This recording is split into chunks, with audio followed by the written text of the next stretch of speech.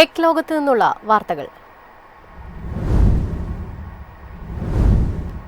ചൈനയുടെ കർശനമായ അപൂർവ ധാതുക്കളുടെ കയറ്റുമതി നിയന്ത്രണങ്ങൾ ഇന്ത്യൻ വാഹന വ്യവസായത്തെ പ്രതികൂലമായി ബാധിക്കുമെന്ന് റിപ്പോർട്ട്. വാഹനങ്ങളിൽ രൂപമാറ്റം വരുത്തുന്നതുൾപ്പെടെയുള്ള പരീക്ഷണങ്ങളുമായി വാഹന നിർമ്മാതാക്കൾ. വാഹനങ്ങളിൽ ഉപയോഗിക്കുന്ന ചിപ്പുകൾ നിർമ്മിക്കുന്നതിൽ നിർണായകമായ അപൂർവ മൂലകങ്ങളുടെ കയറ്റുമതി നിയന്ത്രണം കർശനമാക്കാനുള്ള ചൈനയുടെ തീരുമാനത്തെ തുടർന്ന് ഇന്ത്യൻ ഓട്ടോമൊബൈൽ വ്യവസായം തടസ്സങ്ങൾ നേരിടേണ്ടി വരുമെന്ന് റിപ്പോർട്ട്. ആഗോള റയർ എർത്ത് മൂലകങ്ങളുടെ ഉൽപ്പാദനത്തിൽ 70%-ലധികവും ശുദ്ധീകരണ ശേഷിയുടെ 90%-ലധികവും നിയന്ത്രിക്കുന്നതുമായ ചൈന ദേശീയ സുരക്ഷ ചൂണ്ടിക്കാട്ടി ഏപ്രിൽ മുതൽ ഇറക്കുമതിയിൽ നിയന്ത്രണങ്ങൾ ഏർപ്പെടുത്തി. ഇത് വാഹന നിർമ്മാണത്തെ ഗണ്യമായി ബാധിച്ചു. ഇന്ത്യയിലെ ഇലക്ട്രിക് വാഹനങ്ങളുടെ നിർമ്മാണത്തെയാണ് ഇത് കാര്യമായി ബാധിച്ചിരിക്കുന്നത്. ഉയർന്ന പ്രവർത്തനക്ഷമതയുള്ള മോട്ടോറുകൾക്ക് കാര്യക്ഷമത നിലനിർത്താൻ ഡിസ്പ്രോസിയം, ടെർബിയം തുടങ്ങിയ ഭാരമേറിയ അപൂർവ മൂലകങ്ങൾ ആവശ്യമാണ്. ഇലക്ട്രിക് ഇരുചക്ര വാഹനങ്ങളിലും പാസഞ്ചർ വാഹനങ്ങളിലും മോട്ടോറുകളിൽ ഉപയോഗിക്കുന്ന കാന്തങ്ങൾക്ക് വില വളരെ കുറവാണ്. പക്ഷേ വിലയല്ല, ഘടകങ്ങളുടെ ലഭ്യതയാണ് നിലവിലെ പ്രശ്നം. ഇത് കാരണം വാഹനങ്ങളിൽ ചില രൂപമാറ്റം വരുത്താനാണ് നിർമ്മാതാക്കൾ ശ്രമിക്കുന്നതെന്ന് society of Indian automobile manufacturers പറയുന്നു. എന്നാൽ ഇത്തരത്തിൽ രൂപമാറ്റം വരുത്താൻ 6 മാസം മുതൽ 1 വർഷം വരെ സമയമെടുത്തേക്കാമെന്നും അവർ വ്യക്തമാക്കുന്നു. കൂടാതെ നിലവിലെ വാഹനോൽപാദനം വെട്ടിക്കുറയ്ക്കേണ്ടി വന്നേക്കാമെന്നും റിപ്പോർട്ടിൽ പറയുന്നു. News desk MyFin TV. വീണ്ടും പണിമുടക്കി വാഹൻ സാരഥി സോഫ്റ്റ്വെയർ. മോട്ടോർ വാഹന വകുപ്പ് ഓഫീസ് സേവനങ്ങൾ സ്തംഭിച്ചു. രാജ്യവ്യാപകമായുള്ള തകരാറെന്ന് കേന്ദ്രം.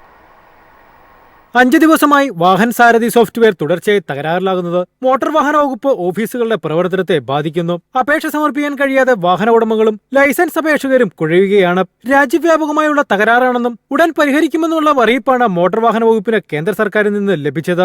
അവധി ദിവസങ്ങൾക്ക് ശേഷമുള്ള പ്രവൃത്തി ദിനമായ തിങ്കളാഴ്ച വാഹൻ സാരഥി സേവനം പൂർണ്ണമായും മുടങ്ങി. ഇതോടെ ഓഫീസ് പ്രവർത്തനം പൂർണ്ണമായും സ്തംഭിച്ചു. രജിസ്ട്രേഷൻ, ഫിറ്റ്നസ് എന്നിവയുടെ കാലാവധി തീരുന്ന വാഹന ഉടമകൾക്ക് സോഫ്റ്റ്വെയർ തകരാർ കാരണം ഫീസ് അടയ്ക്കുവാൻ കഴിയാത്തതിനാൽ വൻതുക പിഴ നൽകേണ്ടി വരും.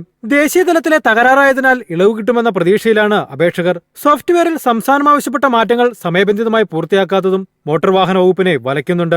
ഓൾ ഇന്ത്യ പെർമിറ്റ് വാഹനങ്ങളുടെ നികുതി പിരിവ് തടഞ്ഞതടക്കം സംസ്ഥാനം നേരിടുന്ന പ്രശ്നങ്ങൾ കേന്ദ്ര ഉപരിതല ഗതാഗത മന്ത്രാലയത്തെ അറിയിക്കുന്നതിന് ട്രാൻസ്പോർട്ട് കമ്മീഷണർ നാഗരാജു ചകിലത്തിന്റെ നേതൃത്വത്തിൽ ഉന്നത ഉദ്യോഗസ്ഥർ 2 ആഴ്ചയ്ക്കുള്ളിൽ ഡൽഹിയിലെത്തും. ഉന്നത ഉദ്യോഗസ്ഥരുമായി ഇവർ ചർച്ച നടത്തും. News desk MyFin TV. Office സമയം കഴിഞ്ഞാലും അവധി ദിനമാണെങ്കിലും പണത്തിന് ആവശ്യമെങ്കിൽ മൊബൈൽ ആപ്പ് വഴി ഉടനടി അക്കൗണ്ടിലെത്തും. അതാണ് KSFE smart gold over draft. ഏത് ശാഖയിലും സ്വർണം വയ്ക്കൂ. മൊബൈൽ ആപ്പ് വഴി എപ്പോഴും എവിടെ വെച്ചും പണം പിൻവലിക്കൂ. പരമാവധി 50 ലക്ഷം രൂപ വരെ. അതിവേഗ പ്രോസസിംഗ്, 24/7 സേവനം. ഇനി ആവശ്യങ്ങൾക്ക് അവധി കൊടുക്കേണ്ട, സമയവും നോക്കേണ്ട. KSFE smart gold over draft. Digitally super charge your gold. OpenAIയുടെ ChatGPT പ്രവർത്തനരഹിതമായി തടസ്സത്തെക്കുറിച്ച് OpenAI ഇതുവരെ പ്രതികരിച്ചിട്ടില്ല. OpenAI ChatGPTയിലുണ്ടായ തടസ്സം അംഗീകരിക്കുകയും ഇമേജ് ജനറേഷൻ AI ടൂൾ സോറയെ ബാധിച്ചതായി അറിയിക്കുകയും ചെയ്തു. ഇത് ലോകമെമ്പാടുമുള്ള ആയിരക്കണക്കിന് ഉപയോക്താക്കളെ ബാധിച്ചു. അവർക്ക് ചാറ്റ്ബോട്ട് ആക്സസ് ചെയ്യാനോ സോറ ഉപയോഗിച്ച് ചിത്രങ്ങൾ നിർമ്മിക്കാനോ കഴിയുന്നില്ല. എന്നാൽ ChatGPTയിലുണ്ടായ തടസ്സം ഉപയോക്താക്കൾ നേരിട്ട് റിപ്പോർട്ട് ചെയ്തു. അതേസമയം തടസ്സം നീക്കാനുള്ള ശ്രമങ്ങൾ തുടരുകയാണെന്ന് കമ്പനി അറിയിച്ചു. റിപ്പോർട്ട് ചെയ്യപ്പെട്ട പ്രശ്നങ്ങൾ 93% ChatGPTയുമായി ബന്ധപ്പെട്ടതാണെന്നും 7% OpenAI ആപ്പുമായി ബന്ധപ്പെട്ടതാണെന്നും 1% ലോഗിൻ ബുദ്ധിമുട്ടുകളുമായി ബന്ധപ്പെട്ടതാണെന്നും കമ്പനി വ്യക്തമാക്കി. എക്സ് പോലുള്ള സോഷ്യൽ മീഡിയ പ്ലാറ്റ്ഫോമുകളിലുടനീളമുള്ള ഉപയോക്താക്കൾ ചാറ്റ് വിൻഡോകളുടെ സ്ക്രീൻഷോട്ടുകൾ സഹിതമാണ് പോസ്റ്റ് ചെയ്തിരിക്കുന്നത്. ChatGPTയിലുണ്ടായ തടസ്സം ജോലി നഷ്ടത്തിന് കാരണമായെന്ന് റിപ്പോർട്ട് ചെയ്തവരുമുണ്ട്. തടസ്സത്തിന്റെ കാരണത്തെക്കുറിച്ച് OpenAI ഔദ്യോഗികമായി ഇതുവരെ പ്രതികരിച്ചിട്ടില്ല. News desk MyFin TV. മോശം കാലാവസ്ഥയെ തുടർന്ന് 3ാം തവണയും ആക്സിയം 4 വിക്ഷേപണം മാറ്റിവെച്ചു. ശുഭാൻശുവിന്റെ ബഹിരാകാശ യാത്ര ബുധനാഴ്ച വൈകിട്ട് 5:30-നായിരിക്കും ശുഭാംശു ശുക്ലയുടെ ബഹിരാകാശ യാത്ര. ചൊവ്വാഴ്ച വൈകിട്ട് 5:22-നായിരുന്നു നേരത്തെ വിക്ഷേപണം നടത്താൻ നിശ്ചയിച്ചിരുന്നത്. ഇന്ത്യൻ ബഹിരാകാശ സഞ്ചാരി ശുഭാംശു ശുക്ല അന്താരാഷ്ട്ര ബഹിരാകാശ നിലയത്തിലേക്കുള്ള തന്റെ കന്നിയാത്രയ്ക്കുള്ള തയ്യാറെടുപ്പുകളെല്ലാം പൂർത്തിയാക്കി. വിക്ഷേപണ ദിവസത്തെ പ്രവർത്തനങ്ങളുടെ ഫുൾ ഡ്രസ് റിഹേഴ്സൽ കഴിഞ്ഞു. ഇവർ സഞ്ചരിക്കുന്ന ഡ്രാഗൺ പേടകം വഹിക്കുന്ന ഫാൽക്കൺ 9 റോക്കറ്റിന്റെ നിർണായകമായ സ്റ്റാറ്റിക് ഫയർ ടെസ്റ്റ് ഉൾപ്പെടെ പൂർത്തിയായി. ഫ്ലോറിഡയിലെ നാസയുടെ കെന്നഡി സ്പേസ് സെന്ററിൽ നിന്ന് 2025 ജൂൺ 10 ചൊവ്വാഴ്ച ഇന്ത്യൻ സമയം വൈകുന്നേരം 5:54 ബഹിരാകാശ പേടകമായ ഡ്രാഗൺ കുതിച്ചുയരുമെന്നാണ് പറഞ്ഞിരുന്നത്. കാലാവസ്ഥ മോശമായതിനെ തുടർന്ന് യാത്ര ബുധനാഴ്ച വൈകിട്ട് 5:30 പുറപ്പെടുകയെന്ന് ISRO അറിയിച്ചു. ഇന്ത്യയ്ക്ക് പുറമെ പോളണ്ട്, ഹംഗറി, US എന്നിവിടങ്ങളിൽ നിന്നുള്ള ബഹിരാകാശ യാത്രികരാണ് ഒപ്പം. ദൗത്യത്തിന്റെ പൈലറ്റാണ് ശുഭാൻഷു.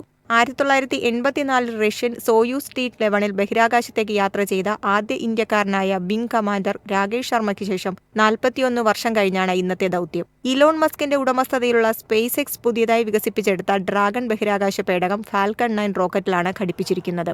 അന്താരാഷ്ട്ര ബഹിരാകാശ നിലയത്തിൽ മനുഷ്യന്റെ ആരോഗ്യം, ഭൗമനിരീക്ഷണം, ഭൗതികശാസ്ത്രം തുടങ്ങിയ മേഖലകളിലായി ഏകദേശം 60 ശാസ്ത്രീയ ഗവേഷണങ്ങൾ നടത്തും. ഈ ഗവേഷണങ്ങളിൽ 31 രാജ്യങ്ങൾ സഹകരിക്കും. നടന്നതിൽ ഏറ്റവും പ്രാധാന്യമുള്ള വാണിജ്യ ബഹിരാകാശ ദൗത്യങ്ങളിലൊന്നാണ് ഇത്. അതുകൊണ്ട് തന്നെ ലോകരാജ്യങ്ങളെല്ലാം ഈ ദൗത്യം സൂക്ഷ്മമായി നിരീക്ഷിക്കുന്നുണ്ട്. ജൂൺ 8 നിശ്ചയിച്ച വിക്ഷേപണം മികച്ച തയ്യാറെടുപ്പിന് വേണ്ടി 2 ദിവസം വൈകിച്ചിരുന്നു. അവസാനം 1 ദിവസം കൂടി നീട്ടിവച്ചിരിക്കുകയാണ്.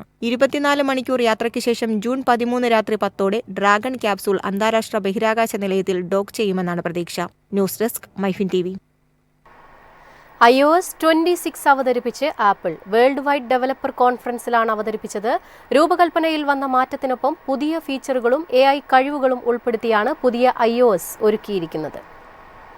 പുറത്തിറക്കാനിരിക്കുന്ന പുതിയ ഐഫോണുകളിലാണ് iOS 26 ആദ്യം എത്തുക. ഇതിനു പിന്നാലെ OS അപ്ഡേറ്റുകളായി മുൻ വർഷങ്ങളിലെ ഫോണുകളിലും എത്തും.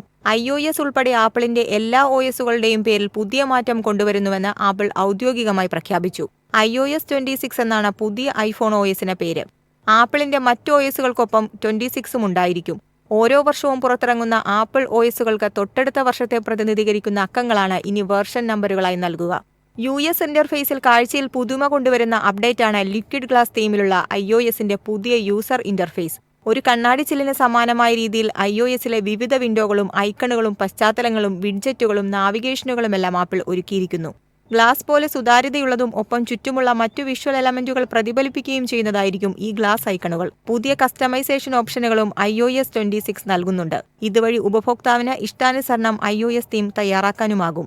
ഇതുകൂടാതെ camera app, photos app, Safari, Apple music, news, podcast എന്നിവയിലെല്ലാം പുതിയ ഡിസൈൻ ലാംഗ്വേജ് അടിസ്ഥാനമാക്കിയും ഉപഭോക്താക്കളുടെ സൗകര്യം മെച്ചപ്പെടുത്തുക എന്ന ഉദ്ദേശത്തോടുകൂടിയും വിവിധ അപ്ഡേറ്റുകൾ അവതരിപ്പിച്ചിട്ടുണ്ട്. സ്ക്രീനിൽ കാണുന്ന വസ്തുക്കളുമായി ബന്ധപ്പെട്ട കൂടുതൽ വിവരങ്ങൾ ChatGPTയോട് ചോദിച്ചറിയാനുള്ള സൗകര്യവും ഐഫോണിൽ ലഭിക്കും.